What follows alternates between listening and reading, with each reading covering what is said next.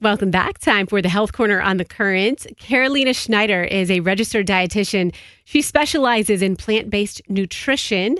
She follows a whole food plant-based diet known as Carolina the Green RD on Instagram. You can follow her there. She says the top question she receives from followers is, how do you become a vegan? So she's an advocate for eating more plants, and she's here to share some practical ways to transition to a plant-based diet safely and successfully. Good morning, Carolina. How are you doing today? Thanks for calling in. Good morning. Thank you so much for having me. I'm doing well. How are you? Doing great. And I was excited to talk to you today because we're going to talk about dietary lifestyles. And I've always been fascinated by nutrition and what our bodies need. So I have a lot of questions for you. You are a vegan. So how long have you been a vegan, and why did you decide to switch to a plant-based diet? Yes, so I've actually been vegan for about 10 years, and it's a funny story. I was in college studying journalism, and my roommate in college was vegan, which was quite unusual at that time, back then. And because we had to coexist together and, we made all of our meals together, I ended up eating vegan most of the time, just because. And I then experienced all these great benefits. My skin got better, my digestion improved, and that's really what got me interested in transitioning fully to a vegan lifestyle. And how was that transition? Was it difficult? Absolutely. I think it sounds easier than it is, but making sure that you are meeting all your nutritional needs is the key, right? So it can be easy if you're doing it wrong, right? You can be eating, let's say, pasta and processed foods that are vegan, but that doesn't mean it's balanced. So it just takes a little bit of practice, but I definitely recommend people working with a registered dietitian to make sure they're doing it correctly. I think the hard thing just off the bat, why it seems intimidating to me, is if you're eliminating animal products from your diet, then you're missing a lot of opportunities to eat certain things that include them, which means you're missing a lot of opportunities for calories. So that caloric intake has to be replaced in some capacity. And is it going to be replaced by a bag of potato chips or things that are high calories and sort of crave foods? So that is where this, right? Does that happen? Absolutely. This is a great point. Plant-based foods are lower in calorie. That we're talking about wholesome foods, right? The ones that you find in the produce aisle versus like packaged chips. So you have to eat a lot more of them to get your calories for the day. So that's a very true statement. And then when it comes to the processed ones, like you said, they have calories, but they have no nutrition. So we want to try to steer clear from those and just focus on the wholesome options. So what are some of those things that you can do to cover the nutritional gaps when you're making your switch? Yes, so I definitely recommend supplementation. I think it's so important. And at first, I didn't do it. I thought I could get all my nutrients from food, and I really suffered from it. I had a lot of nutrient deficiency. So now I'm an advocate for just supplementing your diet to make sure that you are as healthiest as you can be. So I like to talk about 4 types of supplements that everyone on a vegan diet should be taking. One is vitamin B12, which is needed for energy production. We have garlic extract is one that I personally love that is needed for your heart health. Vitamin D and calcium are all, so important. Vitamin D for your immune system and calcium for your bone health and density. And so let's go by each of those. Let's look at each of those vitamins or nutrients, I should say. And so let's talk about B12. What is it that you are missing? Why do you not get a lot of B12? Because is that more found in those meat products, so it's absent in the vegan diet? Yeah, so essentially B12 comes from the soil, but because animals, eat plants and eat the soil, they have B12 ready to go in their system. So it's activated, and when we eat animals, we're getting that B12 quite easily. If you're on a plant-based diet, we really can't get B12 from it at all, unless you're eating the soil. So we do need to supplement. So foods, like meat and fish and eggs are high sources of B12. So if you are vegan, you definitely need that as part of your daily routine. That's important for, like I said, energy production, but also your nervous system. So that's pretty key. And so B12 helps you, can you elaborate a little bit about the things that it does for your body? You mentioned nervous system and just energetic standpoint, but what are the things that B12, because people get B12 shots sometimes, so you do need it for energy. Yeah, Absolutely. So it's indirectly with energy. So essentially B12 helps with the production of your red blood cells, right, in your blood. And the red blood cells is what they transport oxygen throughout your whole body. They also play a role in the health of your neuron cells, so for your healthy nervous system, which is, so important. And what happens is if you don't get enough, one, you don't have enough oxygen flowing, your red blood cells are not working as effectively. So you can experience anemia, fatigue, the lack of energy.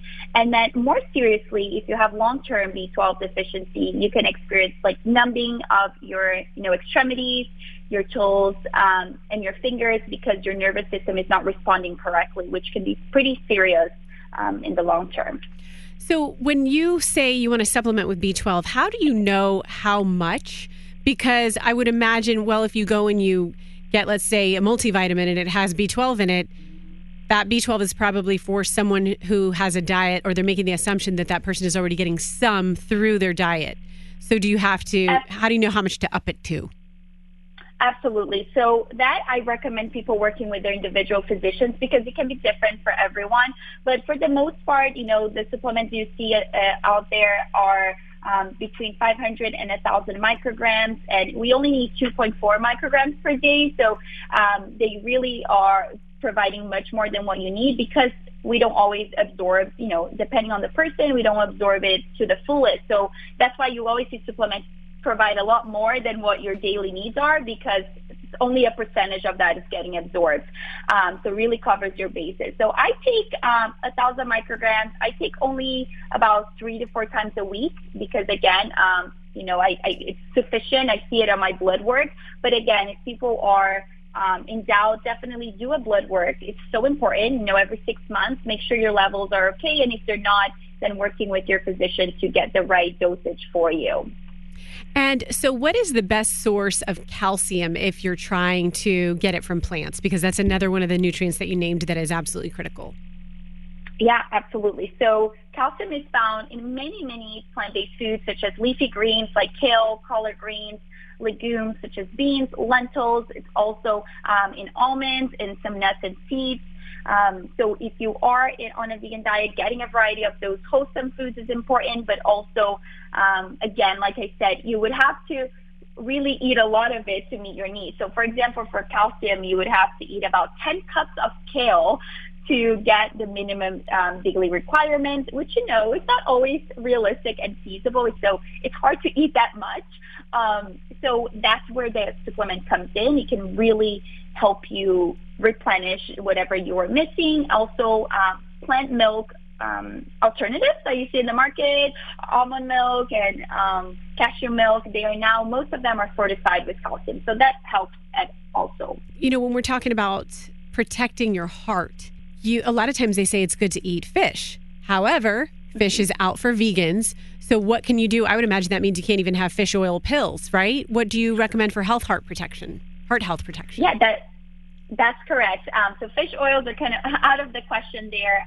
One that I take is called aged garlic extract. And essentially, it's garlic that has been aged. But because it goes through this aging process, the anti-inflammatory compounds of the garlic and the beneficial properties of the garlic are concentrated and maximized. So you just get a lot more from the pill than you would from garlic. In fact, you would have to eat about up to 28 cloves of garlic to get the same benefits, which would be quite difficult.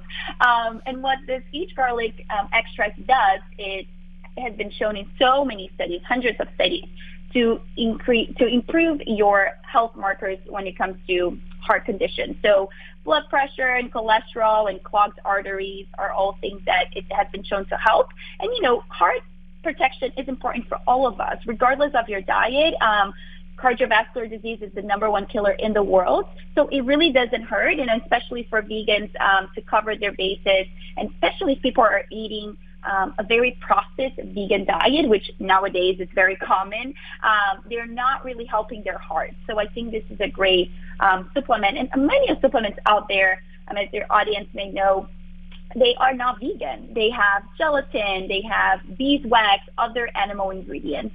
So this one, I like in particular, there are vegan ones out there for aged garlic extract. So just making sure you're reading the label when you're purchasing your supplements. Right. That's important. We hear all the time that vitamin D is so important and that so many Americans are vitamin D deficient. I feel like my levels are always low when I go and get my blood checked. So we know we can get vitamin D from the sun, but it seems like, if you wear sunscreen, you're not going to. So how much and what kind of vitamin D recommendations do you have for us? Absolutely. So with vitamin D, like I said, most people are deficient. Nearly 90% of all Americans are in that low threshold. Like you mentioned, you're always a little low. Even if they are on the normal range, they are borderline low, which it can be very detrimental. So you would have to eat or drink actually about 6.5 cups of milk, whether it's cow's milk or fortified plant milk, to get the necessary vitamin D requirement. So from food, it can be a little difficult. There are not a lot of foods that are great sources of vitamin D. And like you mentioned, the sun, we have to wear sunscreen, right? So, and also we know sun exposure is not recommended because it increases the risk for skin cancer. So sun is kind of out of the question too. Now it leads us to supplementation. That's why I personally take it. I've always had low levels as well, even with a great diet. So I recommend about 2,000 to 5,000 international units daily. Again, please consult with your physician, make sure that's right for you. But the current guidelines for vitamin D, Roxanne, are so low, and we've been seeing in studies that at least 2,000 units, international units a day is what we need to support our immune system. So, just be aware of that and always talk to your physician. But we want to make sure that it's definitely a daily supplementation because of it's really important for us. And what else can you tell us about maybe monitoring the levels that you're getting? Do you get your blood checked to see, okay, these are what my vitamin levels are, and this is where I need to be because of your plant-based diet? Absolutely, 100%. I think that is truly the best way to know if we are healthy internally, right? You can have symptoms, like hair loss and, more obvious symptoms.